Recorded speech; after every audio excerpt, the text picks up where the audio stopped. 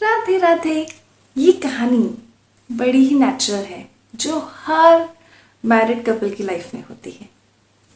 क्या आपकी भी एक दूसरे से कभी कभी लड़ाई होती है? पहले सब कुछ बहुत अच्छा था शादी से पहले, पर अब धीरे धीरे मनमुटाव बढ़ने लग गए हैं। हर बात में ईगो बीच में आ जाता है, लगता है मैं ही क्यों सॉरी बोलूं, मैं ही क्यों ऐसा करूं, मैं ही क्यों करूं। अगर आपके मन में भी ऐसी कुछ कुछ फीलिंग्स आ रही है तो इस कहानी को ध्यान से सुनिएगा। कहानी है रमेश और सुनीता की। शादी से पहले सब कुछ बहुत अच्छा था, बहुत बहुत प्यार से एक दूसरे का ध्यान रखा करते थे। पर शादी के बाद धीरे धीरे सब कुछ बदल गया।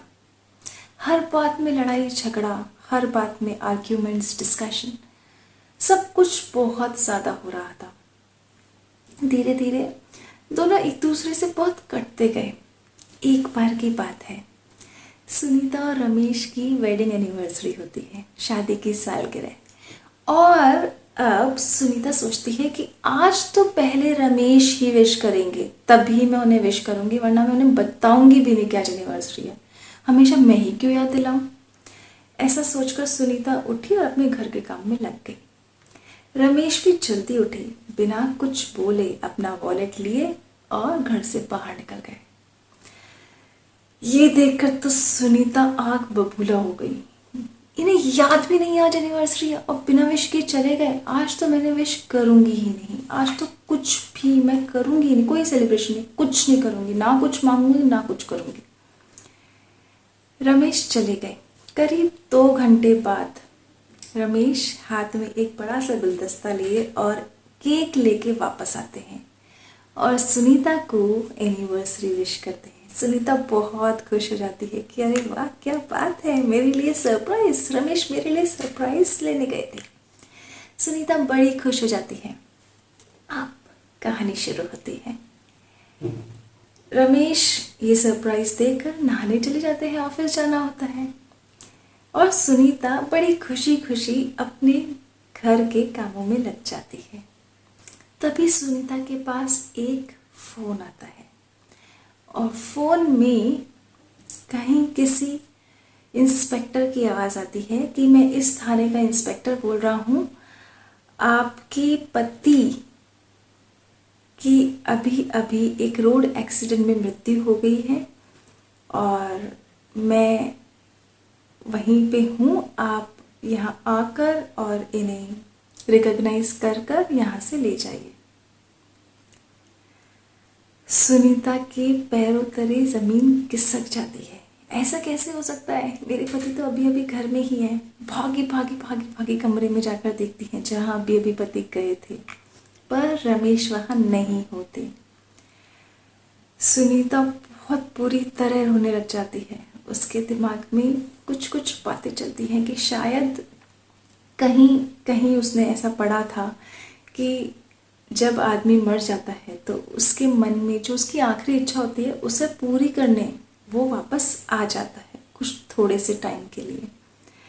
और तभी उसे याद आती है वो सारी गलतियाँ कि रमेश से वो कितनी लड़ाई करने लग गई थी इन दिनों, और पहले उसी रमेश को वो कितना प्यार करती थी।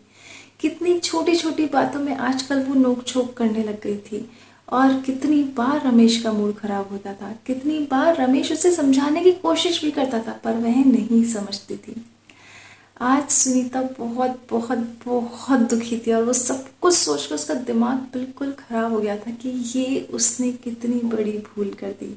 उसके पास जो वो थोड़े से लम्हे थे रमेश के साथ, उसने उन लम्हों को भी खुशी से नहीं बिताया और उसकी लाइफ को कितना बेकार बना दिया। कुछ थोड़ा सा टाइम उसके पास था वो भी वो अच्छे से नहीं रह सके। सुनीता के रो रो के बुरा हाल हो गया था। कोशिश कर रही थी कि क्या करे, वहाँ पुलिस के पास जाए और अपना कुछ कुछ सामान उठाने की, मोबाइल, गाड़ी, चाबी उठाने की कोशिश ही कर रही थी कि रमेश बाथरूम में से निकल के आते हैं। सुनीता बिल्कुल भौचक्की रह जाती है, अरे ये क्या, रमेश बाथरूम में से, और जाकर रमेश से लिपट जाती है और खूब खूब खूब उसके रोती है। तो रमेश कहता है क्या बात हुई, तुम रो क्यों रही हो? तो सुनीता बताती है जो भी सब कुछ, कि पुलिस से एक फ़ोन आया था कि ऐसा ऐसा हुआ है और मेरे तो कुछ समझ में नहीं आ रहा हो क्या है, तुम सच में यहाँ हो ना? तो रमेश कहता है हाँ मैं सच में यहाँ हूँ।